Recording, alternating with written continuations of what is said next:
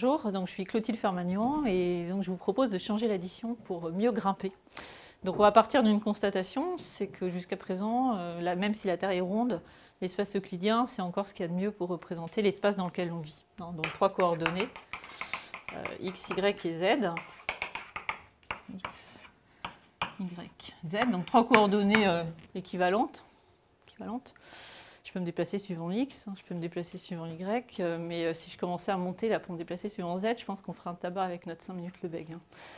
Donc il y a quand même un problème parce que quand même on arrive quand même à grimper, même si j'arrive pas à monter comme ça. Alors je rajoute une montagne sur mon dessin et j'ai fait tomber mes craies.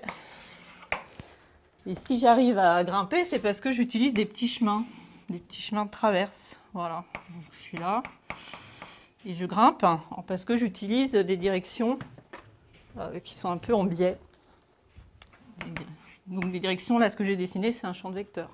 Okay, donc un champ de vecteurs, c'est un petit peu c'est le déplacement que je fais. Je vais les noter des y, des z dans ce sens-là, des x comme ça. Donc là, c'est un champ que j'appelle x. Et mon x, en gros, c'est quelque chose du genre dx moins y sur 2 dz. Je me déplace suivant x et je me déplace. Bon, ok, lui, c'est plutôt y en fait. Mais je vais garder x ici. Y, ce serait dy plus x sur 2 dz. Voilà, vous allez me dire pourquoi je mets y sur 2, x sur 2 devant mon dz. C'est parce que vous avez remarqué, mais ma montagne, elle est de plus en plus pentue. Donc, comme je n'ai pas envie d'attaquer la pente verticale de façon tout à fait frontale, je vais exploiter le fait que quand je suis avec un petit ici, où la pente est forte, j'ai un petit y. Donc, je temporise mon dz par un y. D'accord ? Et avec ces petits déplacements, je vais pouvoir me déplacer, je vais pouvoir monter. Et en fait, ce que je vais exploiter, c'est que xy moins yx, ça me fait des z. C'est pour ça que j'ai mis les demi.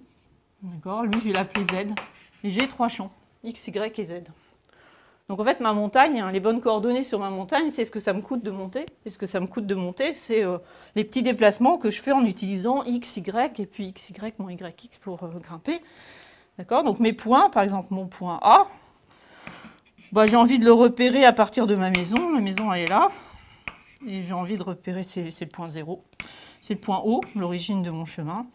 Et mes explorations, en fait, je les paramètre en regardant si j'utilise x et y. Donc, par exemple, une exploration qui me permet d'aller de O à A, c'est un premier déplacement où j'utilise ANX plus BN, Y. Voilà, puis un deuxième, AN-1 X plus BN-1 Y, et puis jusqu'à le dernier, A1X plus B1 Y. Et ma petite fonction d'exploration, là, elle me permet de repérer mes points. Bon, exploration, en fait, on l'appelle l'exponentielle géométrique. D'accord ? Mais en fait, on peut calculer avec cette fonction d'exploration, et ça veut dire que mon point A, je peux le repérer avec trois coordonnées.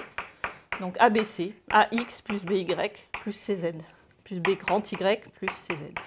Et ces ABC, ils prennent en compte, en fait, tout ce que ça me coûte pour aller de 0 à A en termes de fatigue, parce que je monte.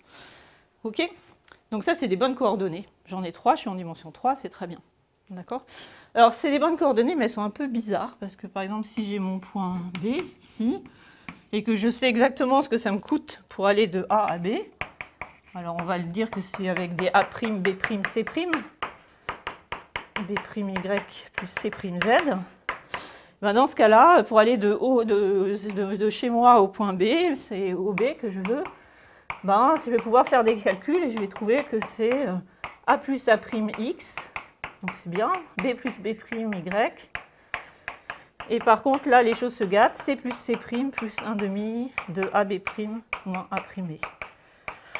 Voilà. Mais en tout cas, je peux calculer combien me coûtera mon exploration de 0 à B en faisant par ces petits chemins là, de traverse en exploitant mes champs de vecteurs.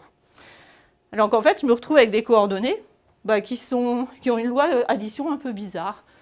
Alors, si je fais A, B, C plus A', B', C', ça me fait A plus A', B plus B', C plus C' plus 1 demi de AB' moins A'B. Donc c'est non commutatif. Je me retrouve avec une loi de groupe qui est non commutative, et ce groupe, il est bien identifié, c'est le groupe d'Heisenberg. Voilà, donc en fait, ça peut paraître un peu absurde de faire ce genre de choses, mais en fait, c'est ce qu'on fait pour résoudre des problèmes dès qu'il y a des champs de vecteurs qui ont des relations entre eux comme ça, qui ne commutent pas. Et c'est une méthode qui a été lancée par Linda Rothschild et Elia Stein dans les années 70.